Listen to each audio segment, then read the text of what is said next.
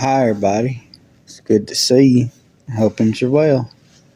Won't you sit with me a spell? Well, I share a funny story from my childhood. Well, you see, my grandmother, she had this brother. Boy, was he something else.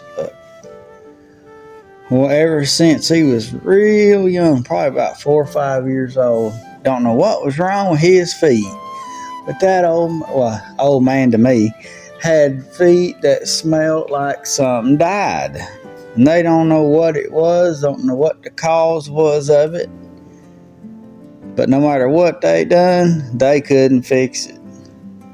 My grandma took tomato juice and rubbed his feet down in it. They soaked his feet in Purex. They went as far as going to every doctor around. But there wasn't a cure to be found. Well, finally, they got so desperate, they took him to an old mountain witch that knew a lot how to use all them old mountain plants and herbs. And she done everything she could.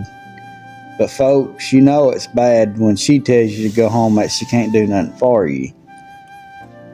So he just learned to live with it. Ever since he's little,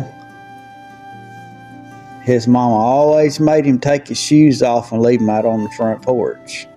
Because his feet was bad enough, but them old shoes would made it worse. Well, one day when he was an old man, we was over there at his house, and he lived in one of them old shotgun shacks that had 3 rooms in it. Had 2 bedrooms and a big old living room. Had chairs and old potbelly stove in there, but he always kept his chair facing the door. That way he could see somebody coming up in the driveway. Well, his house was like many around here in Appalachia. It was surrounded by fields.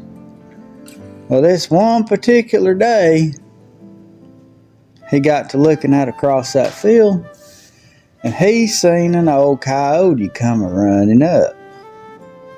Said he could see him walking the edges of that old field hunting rabbits and mouses and rats, something to eat on. Well, he got to watching him and said you could see him stick his nose straight up in there and take a big old whiff of that air and just started coming toward the porch. And he'd stop again, he'd catch him another whiff.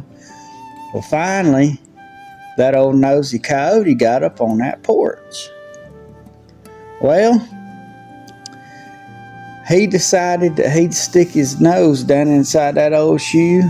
Lord, let me tell you, that old coyote pulled his nose out of there so fast you think somebody shot him in the hind end. And that old coyote let out the loudest yelp you could hear. And boy, he took back off running across that field to come. But he'd run a while, and then he'd stop and he'd throw up a while. Then he'd run a while, and then he'd throw up a while. That old poor coyote, I'm telling you, he got him a nose full of that old stinky shoe. But needless to say, I don't think we ever, not one time, seen another coyote in that area. Well, folks, I appreciate you sitting and listening to my old story here. We appreciate you always coming around and listening to my stories. We love you to pieces, and we'll see you next time.